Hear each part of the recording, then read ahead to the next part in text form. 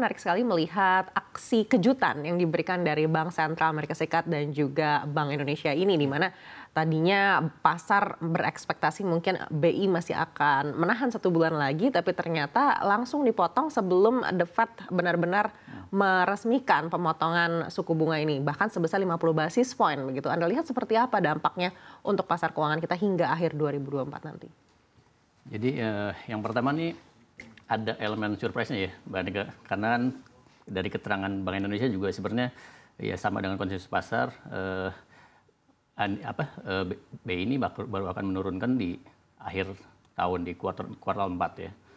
Jadi sebenarnya sinyal-sinyalnya juga sampai kemarin tuh nggak ada keterangan-keterangan terakhir dari Bank Indonesia juga nyebutin bahwa mereka masih akan menunggu di Q4 untuk turun BI rate ya. Namun ternyata kenyataannya kemarin udah langsung turun 25 basis point. Jadi saya pikir sih, tapi ini kalau saya personally cukup apresiasi ya langkah dari Bank Indonesia ini, karena saya ngelihatnya BI ini jadi ada independensi, udah mulai proaktif dan nggak terlalu lagi tend to global situation ya. Jadi lebih ngelihat stimulus ekonomi domestik seperti apa, kondisinya kalau dirasa sudah momentumnya udah ada. Dan ternyata kemarin langsung ngambil keputusan lebih dulu dibanding FFR. Kalau dari keterangan Bank Indonesia sendiri kan sebenarnya faktor-faktornya ya karena uncertainty global dibilang udah mulai agak mereda, terus inflasi juga terjaga, kurs yang seperti yang kita tahu solid posisinya rupiah ya, masih di 15.300-an sampai sekarang. Terus ada momentum untuk memperbaiki ekonomi, pertumbuhan ekonomi, dan juga membantu peningkatan kredit perbankan, karena meskipun secara angka terus meningkat ya kredit perbankannya, namun beberapa bulan terakhir sebenarnya trennya agak sedikit menurun. Jadi ini juga pasti akan jadi stimulus bagus, karena ketika suku bunga sudah turun pastinya bisnis akan mulai nggak ragu lagi untuk ekspansif bisnisnya. Konsumen juga mungkin mulai meningkatkan lagi konsumsinya, yang pada akhirnya kedua hal ini menciptakan perputaran ekonomi yang lebih baik, pertumbuhan ekonomi dan pemulihan ekonomi akan lebih baik lagi ke depannya. Jadi ada momentumnya yang saya pikir sih kenapa kemarin juga berani langsung memotong 25 basis point itu. Di mana nilai inflasi, posisi inflasi saat ini, terus juga posisi rupiah yang sangat solid itu jadi ada ruang gitu. Jadi kayaknya BI melihat kita langsung cut juga sepertinya nggak akan terlalu mengganggu nilai tukar rupiah gitu ya. Dan kalau kita lihat secara general ya mungkin sekarang posisinya jadi kayak udah balance ya. Jadi kayaknya BI sudah mulai cukup yakin bahwa sekarang ini pro growth dan pro stability udah sedikit menemukan balance-nya gitu. Baik, salah satu alasan kenapa market juga berekspektasi mungkin BI masih akan memundurkan 1 bulan lagi setelah The Fed melakukan pemangkasan ini adalah karena untuk menjaga interest gap antara The Fed dan juga Bank Indonesia agar semakin banyak lagi aliran dana asing yang masuk ke dalam negeri begitu. Artinya menurut Anda ini bukan menjadi prioritas Bank Indonesia lagi saat ini? Nah itu yang menarik ya, karena sebelumnya mayoritas orang udah bukan berekspektasi ya, sebenarnya udah menyangka Bank Indonesia ini akan menjaga momentum untuk menjaga inflow. Jadi gapnya akan dijaga tetap diturunin. Kenapa sampai kemarin keterangannya Bank Indonesia masih baru akan menurunkan di kuartal 4 ya.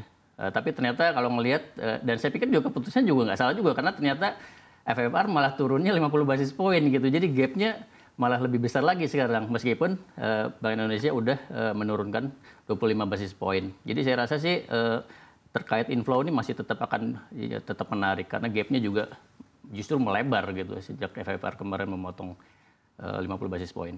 Baik, tapi di sisa 2024 ini Anda melihat ada berapa lagi pemangkasan yang akan dilakukan oleh The Fed? Kalau dari The Fed sendiri, kalau kita lihat konsensusnya masih akan ada 2 kali pemotongan lagi ya. Jadi sebenarnya sekarang sudah 50 basis point, mungkin ada 25 dan 25 lagi. Cuman kalau dari kami sih melihatnya ada kemungkinan juga 25, 50 atau 50, 25 gitu ya. Jadi tergantung entar situasi yang akan terjadi ke depannya, karena data-data terutama tenaga kerja ya, karena sekarang kan Fed nih concernnya dual mandat. Jadi dia nggak hanya inflasi, tapi juga unemployment nih mesti dijaga nih. Dan data unemployment di Amerika ini juga agak menarik ya, karena cukup sering direvisi dan revisi turun gitu. Jadi sebenarnya data aslinya bisa jadi jauh lebih worse dibanding yang ada gitu. Dan kalau kondisinya itu bisa jadi juga lebih tinggi pemotongannya. Baik, tapi kita tahu di bulan November nanti akan ada US election. Kalau berdasarkan pemilu-pemilu sebelumnya, Anda melihat apakah ini nantinya juga akan menjadi salah satu faktor pertimbangan The Fed untuk melakukan pemangkasan suku bunga acuan?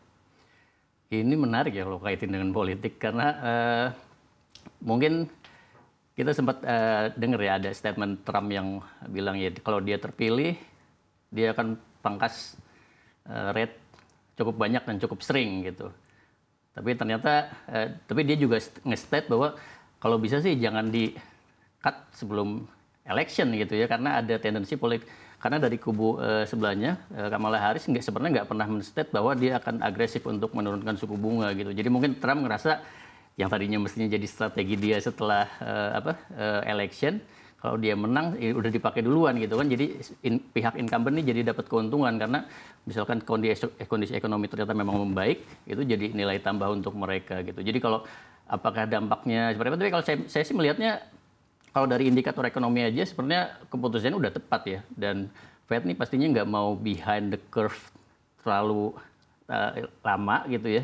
Nanti terlalu telat karena yang tadi saya bilang sebenarnya data-data unemployment ini juga yang Juni, Juli direvisi sebenarnya udah secara historical cukup sering ya job opening direvisi. Meskipun ada juga pendapat yang bilang sebenarnya nggak se-worse itu karena layoff-nya juga nggak terlalu banyak sebenarnya. Jobless claims juga meskipun meningkat angkanya nggak terlalu signifikan. Ya tapi ngelihatnya dari banyak hal. Tapi kalau saya rasa sih keputusan The Fed kemarin menurunkan 50 basis point kalau secara indikator ekonomi sih udah cukup tepat. Baik, kalau memang tadi menurut Anda masih akan ada lagi 2 kali pemangkasan suku bunga di tahun ini, lalu titik equilibrium yang baru ini akan ada di berapa? Apabila nanti mungkin akan dilanjutkan lagi di 2025 pemangkasan FFR? Kalau kita ngelihat dari perakiraan kan di tahun ini akan ada 2 lagi, jadi total akan 100 basis point. Kemudian di tahun depan 2025 juga diperkirakan akan turun 100 basis point lagi. Dan di tahun berikutnya lagi 50 basis point yang terakhir. Jadi ini juga sebenarnya sesuai dengan perkiraan kami di beberapa bulan terakhir ini karena kita melihat kayaknya akan ada layer equilibrium baru yang tadi Mbak Andika sebutkan bahwa The Fed ini mungkin nggak akan lagi lowering very low kayak sebelum pandemi nih. Kalau dulu kan 0,25 sampai 2, sekian. Mungkin kalau yang sekarang akan ada tiering baru di 2,75 sampai sekitar 3 lah.